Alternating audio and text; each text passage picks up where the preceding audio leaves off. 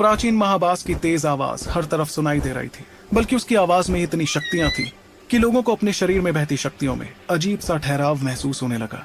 यह ठहराव असल में महाबास की शक्तियों के दबाव की वजह से था, बल्कि सिर्फ मामूली योद्धा नहीं, बल्कि पांचों महान अकादमियों के लीडर्स की शक्तियों में भी ऐसी रुकावट आ रही थी।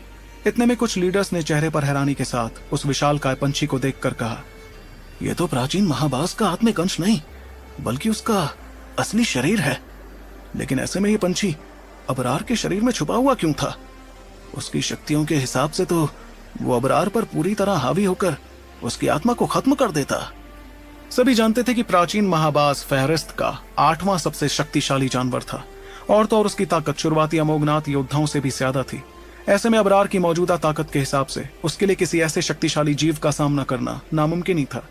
इतने में किसी और लीडर ने उस पंछी की शक्तियां महसूस कर आ भरते हुए कहा, अब तो यह मुकाबला ध्रुवांश किसी भी कीमत पर नहीं जीत सकता। जो प्राचीन अमर पक्षी बाहर आया है, उसकी ताकत चौथे पड़ाव के अमोघनाथ जितनी है। ऐसे में मुकाबला जारी रखने का कोई फायदा ही नहीं है।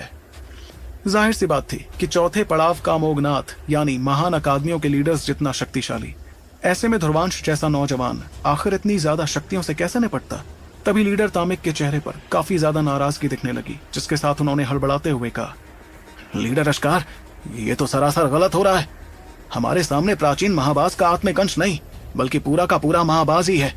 ऐसे में लड़ाई अबरार की तो बची ही नहीं। अब तो ये लड़ाई ध्रुवांश और इस महाबास के बीच है, जो इस प्रतियोगिता के नियमों के हिसाब से भी गलत होगा। लेकिन उनकी बात पर लीडर अश्कार ने तो मुस्कुराते हुए कहा, लीडर तामिक, तुम्हारी ये बात थोड़ी गलत है। देखो, प्राचीन महाबास हमारी धर्मपाल अकादमी का योद्धा तो नहीं है। इसका मतलब वो अबरार का ही हुआ। ऊपर से अबरार ने उसे अपने साथ रखने के लिए इतनी भारी कीमत चुकाई है, जो उसकी काबिलियत और हिम्मत मानी जानी चाहिए। इस तरह तो उसने इस प्रतियोगिता के नियमों को कहीं से भी नहीं तोड़ा है। आखिर अपने शरीर में उस ताकतवर तिलिस्मी जानवर को रख पाना ही किसी योद्धा की काबिलियत जो होती है। जब आसपास बैठे लीडर्स ने यह बात सुनी तो उनके चेहरों का रंग बदलने लगा। वो भी समझ गए थे कि अबरार ने उस महाबास को अपने शरीर में बसाने के लिए बहुत बड़ी कीमत तो चुकाई थी। किसी शक्तिशाली जानवर का आत्मिक अंश काबू करना एक अलग बात थी, और उस पूरे के पूरे जानवर को शरीर में रखना एक अलग बात। अबरार ने जो किया था, उस वजह से वो महाबास धीरे धीरे उसकी समझ गायब करता जा रहा था। ये एक तरह से जिंदगी का दाव था, जहां आगे जाकर एक ना एक पल तो ऐसा आता ही जब अबरार अबरार नहीं रहता। इस दौरान लीडर अश्कार ने जो बात कही थी, उस हिसाब से तो वाकई अबरार प्रतियोगिता के नियमों के हिसाब से ही चल रहा था।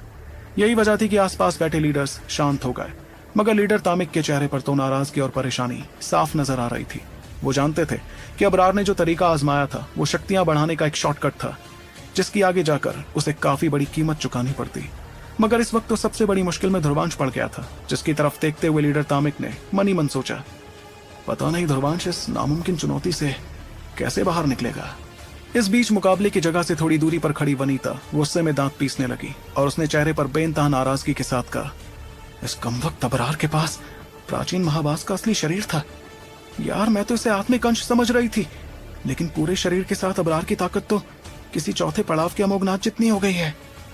उसके बगल में खड़ी लैला भी अपनी मुट्ठी कस रही थी, और उसकी नजर ध्रुवांश की तरफ ही थी। ध्रुवांश के चेहरे पर ना तो खुशी थी और ना ही किसी तरह की नाराजगी, मगर उसे इतने वक्त से जानने के बाद लैला समझ गई थी कि अंदर ही अंदर ध्रुवांश भी काफी हैरान था।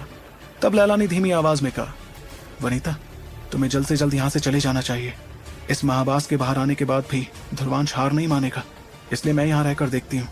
अगर हालात उसकी पहुंच से बाहर चले गए